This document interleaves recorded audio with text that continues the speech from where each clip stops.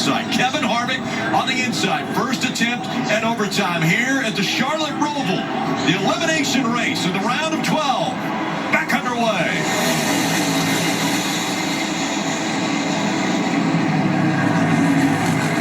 Side by side and carnage in turn 1. 6 cars turned around. Can they get going again?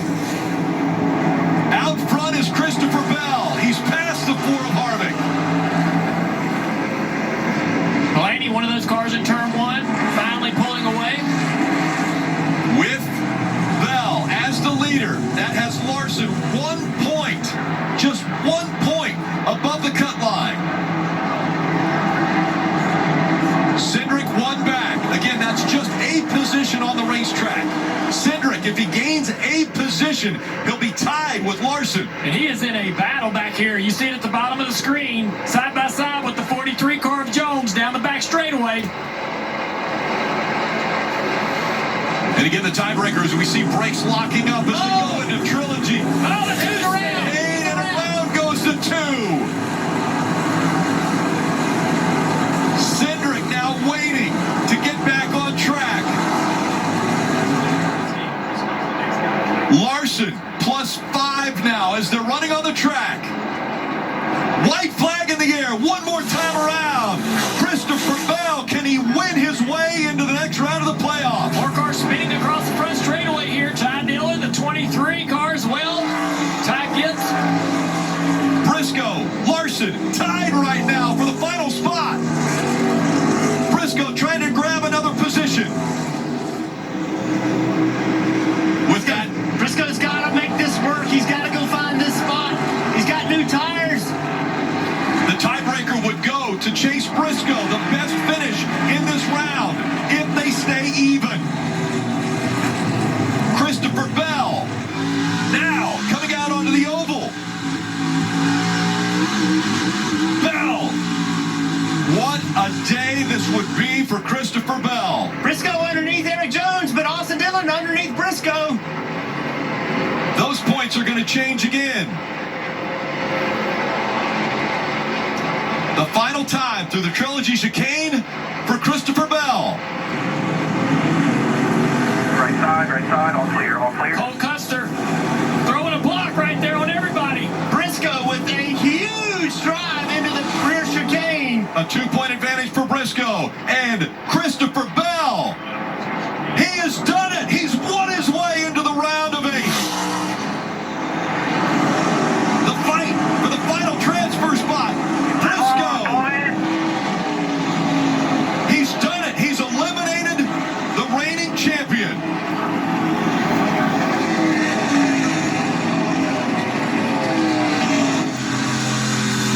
Win and you advance, and Christopher Bell was able to do it. And you hear the words to the crew, to the driver of the 5 car, Kyle Larson, defeated in those final few laps of chaos on the racetrack. So much happening.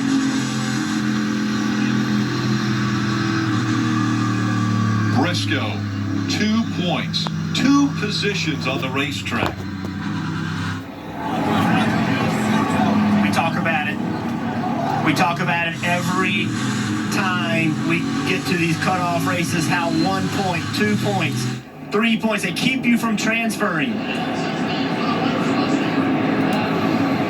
The interesting thing about Briscoe is going down the back straightaway in front of the 43 into that braking zone. He's in position to beat, he has a tiebreaker when he's in that position, but yeah, he sent it. He sent it into that chicane on the back straightaway. Cindric spinning in the chicane on the backstretch.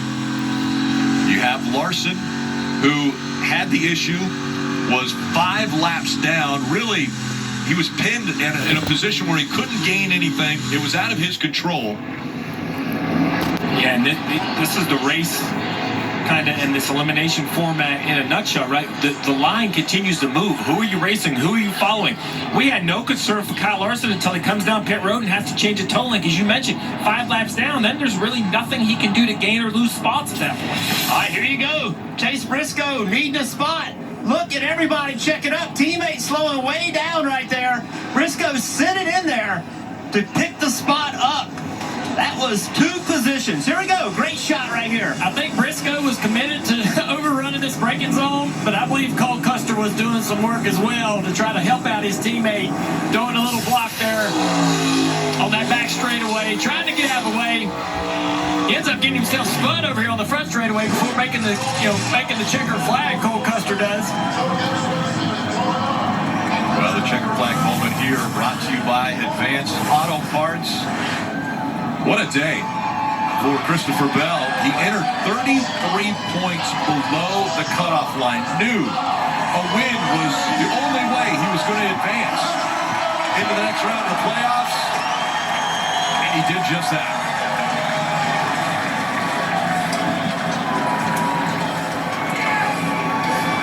The crowd here at the Charlotte ROVAL appreciating what they just saw out of Christopher Bell. Marty?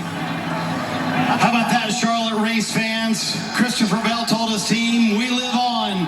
6th walk-off win in NASCAR playoff history. Man, you were 7th before that final caution there, Christopher. At what point did you think, man, we might be able to get this thing done? Oh, man, I don't even know. Whenever I came off pit road and I was the first car with tires, I was just trying to wait and see where I stacked up. And then I saw there were 11 cars that stayed out on old tires, and I was the first one on new tires. So, you know, I said, I guess we're going to roll the dice here and see what happens. And, yeah, whenever I got into turn 1, my spotter did an amazing job. They all started wrecking, and he told me to stay tight to the middle. And you know, that kept me out of all the junk in turn 1. So just really, really, really proud of everybody on this DeWalt team. They deserve it, man. We've been trying so hard to get DeWalt in victory lane, and we finally got this Camry there. Adam Stevens mentioned to you earlier today, hey, no matter what, we're not going to quit. What does this say about not giving up? Man, you just got to be there at the end of these things. And, you know, I keep watching all these races where the fastest car doesn't always win. And it's been no secret that road courses have not been our strength this year, but we were just there at the right time. We obviously weren't in position to win. We rolled the dice, we gambled, and it paid off for us. You were the best team in the first round. Here in the second round, you get an epic win to advance to the round of 8. How dangerous, Christopher, can this team be?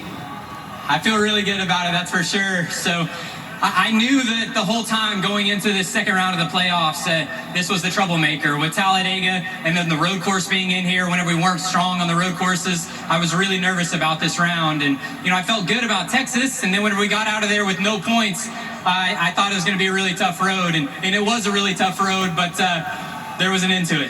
How about that, guys? Christopher Bell, a walk-off win. Joe Gibbs Racing and Bell advancing to the round of 8. There's the